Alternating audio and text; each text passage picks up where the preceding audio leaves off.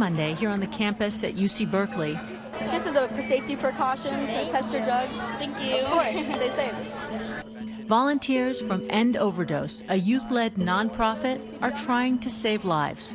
How's it going? We're just giving out free fentanyl test strips. In just under 2 minutes, these test strips let you know if any of your drugs are laced with fentanyl, a potentially deadly synthetic opioid. This is good right here. Always know what you're taking. Be laced nowadays. Super dangerous. Presented as authentic prescription drugs on social media, lethal counterfeit pills run rampant, leading to a staggering rise in what's now being called fentanyl poisoning.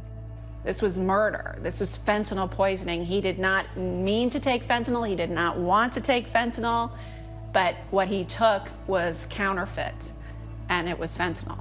Tonight, we hear from two devastated families, one part of a class action lawsuit against Snapchat. That was at his brother's wedding. The other working with the social media giant, both united in warning others about the dangers of buying prescription drugs on social media.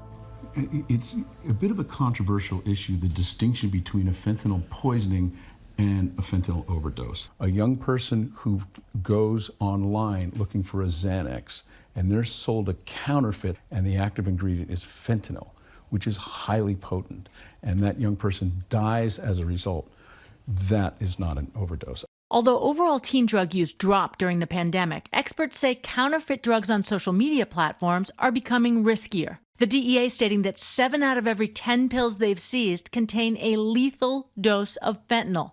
And the CDC reporting that over 150 people die every day from fentanyl-related overdoses. Our son, Sammy, was an amazing kid. Sweet, funny, curious, an A student. And we had no idea illegal, untested drugs could be delivered to our house as easily as a pizza. You may know her as the therapist from the Oprah Winfrey Network. But Dr. Laura Berman says nothing could have prepared her for the night she found her 16-year-old son, Sammy, struggling to breathe. There's nothing worse than losing your child. There's no deeper, wider, more profound pain. So you need grief counseling, you need therapy, and you need to make room for your family's grief journey. Berman and her husband, Sam Chapman, are suing Snap Inc., the parent company of Snapchat. They're joined by more than 60 other families with similar heartbreaking stories. The lawsuit alleges Snap and Snapchat's role in illicit drug sales to teens was the foreseeable result of the designs, structures, and policies Snap chose to implement to increase its revenues. And it specifically targets the app's features like automatically deleted messages and the My Eyes Only privacy option, which they say makes illegal activities harder to track. Jennifer Park Stout is the company's head of global public policy. Families are suing Snapchat because they lost children to fentanyl. What can you tell us about that litigation? My heart goes out to those families and to any family that has suffered really what is an unimaginable loss. And through our work at Snap, we've deployed technologies and tools and created new products that we think will really be effective in combating this problem. It's illegal and against the policies of every major social media company to sell illicit drugs on their platforms.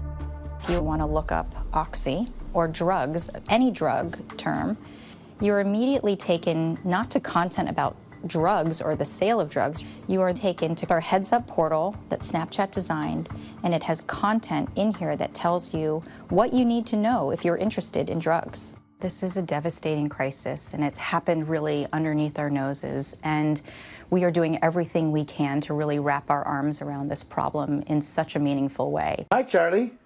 Hi. Who are you? Batman.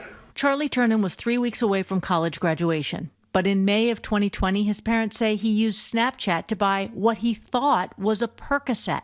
He was prescribed Percocet after his back surgery. Once his prescription ran out, they say Charlie got a fake pill laced with fentanyl.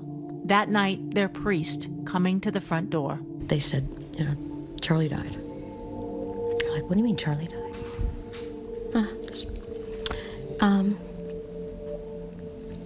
They think it's pills. I'm like, pills? What are you talking about, pills? Mary Turnan has kept her son's room just as it was. This was Charlie's room. Charlie died of fentanyl poisoning. Oh, Stephanie, I come in here and saw him. And the great thing, after he died, and I still get little glimpses of it, is that I get a scent at different times when he knows I need it. The Turnans honoring Charlie by educating teens about illegal pill sales, all through their foundation, Song for Charlie. And they're also taking a unique approach by working with SNAP, Ed even joining SNAP's Safety Advisory Board. I think the light bulb moment for them was the deception, right? Users are being exploited by bad actors who are deceptively marking a highly potent chemical as a safe, familiar medicine. Families like Song for Charlie and Ed and Mary Turnan have been critical to our understanding and to developing and trying to get a step ahead of what the problem is so that we can actually combat and eradicate this kind of content on our platform. So here we have a menu for pills. Looks like it's crystal meth. And then we have some LSD blots that we usually see. 5 years ago, UC San Diego anthropology professor and global health researcher Timothy Mackey was hired by the federal government to use artificial intelligence to track and analyze drug dealers on social media.